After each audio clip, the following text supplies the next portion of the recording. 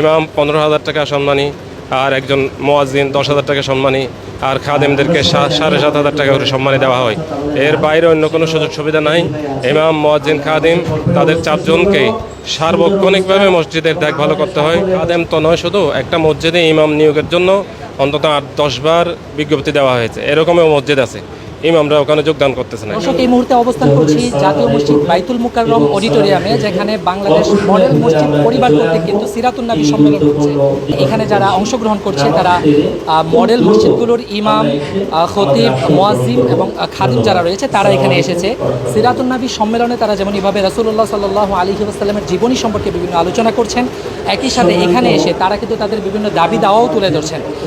Model মসজিদ বলতে আমরা যে বিষয়টা বুঝি যে সব ক্ষেত্রেই মডেল উপস্থাপিত হবে, কিন্তু সেটা কিন্তু সরকার কর্তৃক হচ্ছে না, যেজন্য তাদের বেশ কিছু দাবি দাওয়া রয়েছে। আমরা এই মুহূর্তে মডেল মসজিদের যারা ইমাম রয়েছে সেই ইমাম পরিষদের যিনি সেক্রেটারি, আমরা তাকে এখানে পেয়েছি, আমরা একটু তার সাথে কথা বলছি।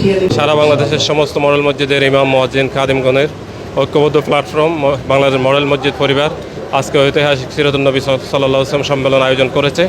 এই সম্মেলনের মেইন উদ্দেশ্য হলো, যেহেতু মডেল মসজিদগুলো মসজিদে নববীর আদলে সাজানো হয়েছে এবং মসজিদে নববী থেকে যে সমস্ত সেবাসমূহ সমাজ এবং রাষ্ট্রের জন্য দেওয়া হয়, সেই ধরনের সেবা মডেল মসজিদগুলো থেকে দেওয়ার কথা ছিল। সেই সেবা আমরা কিন্তু সত্যিকার অর্থে দিতে পারছি না।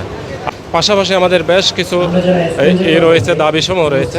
সেই দাবিগুলোর মধ্যে আমরা দীর্ঘ সময় ধরে এখানে কর্মরত থাকা সত্ত্বেও এখনও পর্যন্ত মাত্র ইমাম 15,000 টাকা সম্মানী, আর একজন মুয়াজ্জিন 10,000 টাকা সম্মানী, আর খাদেমদেরকে 7,500 টাকা করে সম্মানী দেওয়া হয়। এর বাইরে অন্য কোনো সুযোগ সুবিধা নাই।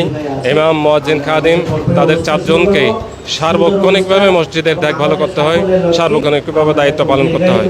কিন্তু এখানে একটা বিষয়, এটা কিন্তু শুধুই মসজিদ না এবং ইসলামিক কালচারাল সেন্টার, ওভারঅল পরিধিটাও ব্যাপক, জায়গাটা ব্যাপক। সেই পুরো জায়গাটির রক্ষণাবেক্ষণের জন্য মাত্র 3 জন ব্যক্তি, সেটা আসলে এটা কি সব মসজিদের ক্ষেত্রে একই অবস্থা এখনো পর্যন্ত চলছে? জি, এটা সব মসজিদের ক্ষেত্রে একই অবস্থা চলতেছে। খুবই কঠিন ব্যাপার।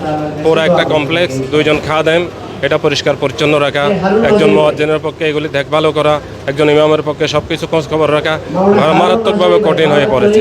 আপনি বলছিলেন যে বেতনের বিষয়টা, ইমামের বেতন বলছিলেন মাত্র 15,000 টাকা। তো সেটার সাথে অতিরিক্ত কোনো সুবিধা, বোনাস বা কিছু এরকম? অতিরিক্ত অন্য কোনো সুযোগ সুবিধা নাই। এই মাত্র 15,000 টাকা। বেতন বৃদ্ধির বিষয়টা না, কোনো ধরনের বেতন বৃদ্ধিও হচ্ছে না। আমরা দীর্ঘদিন ধরে দাবি করে আসছিলাম যে আমাদের বেতন বৃদ্ধি করা হোক এবং রাজস্ব খাতে আমাদেরকে স্থানান্তর করা হোক। আমাদের কাছে বেশ কিছু তথ্য রয়েছে, এমন যে 7,500 টাকা একজন খাদিমের বেতন। সেজন্য অনেক এলাকায় খাদিম পাওয়া যাচ্ছে না, অর্থাৎ এই বেতনে চাকরি করতে ইচ্ছুক না। তো সেই মসজিদগুলো আসলে কিভাবে পরিচালিত হচ্ছে? এটা স্থানীয়ভাবে পরিচালিত হচ্ছে। খাদেম তো নয়, শুধু একটা মসজিদে ইমাম নিয়োগের জন্য অন্তত 8-10 বার বিজ্ঞপ্তি দেওয়া হয়েছে। এরকমও মসজিদ আছে, ইমামরা ওখানে যোগদান করতেছে না, কারণ এখানে অনেক বিধিনিষেধ আছে। ওখানে যোগদান করার পরে এই করা যাবে না, ওই করা যাবে না, অন্য কোনো চাকরি করা যাবে না, অন্য কোনো কাজ করা যাবে না, ব্যবসা বাণিজ্য করা যাবে না।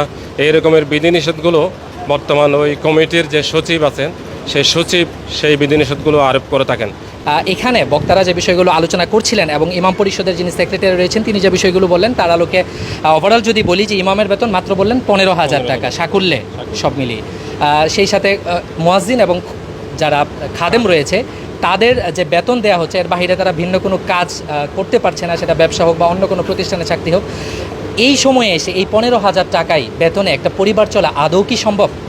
এ ধরনের নানা প্রশ্ন কিন্তু এইখান থেকে বক্তারা করছে, যেটা আসলে ধর্ম উপদেষ্টার কাছে যদিও তারা করছে, কিন্তু ধর্ম উপদেষ্টার একক প্রচেষ্টায় সেই সমস্যার সমাধান কতটুকু সম্ভব সেটা নিয়েও আসলে বক্তারা সন্দিহান। যেজন্য তাদের পক্ষ থেকে দাবি হলো এই সমস্যার সমাধান শুধু ধর্ম উপদেষ্টা নয়, বরং সরকারে যারা রয়েছে, এখন যারা রয়েছে, সামনে যারা আসবে, সবাই মিলে মডেল মসজিদ যেমন মডেল আকারেও স্থাপন করা হয়েছে, যেটা দেখে আমাদের চোখে ভালো লাগে, সেখানে যারা রয়েছে তাদের জীবনযাপনটাও যেন মডেল জীবনযাপন হয়, সেই বিষয়গুলো কিন্তু এখানে উপস্থাপিত হচ্ছে।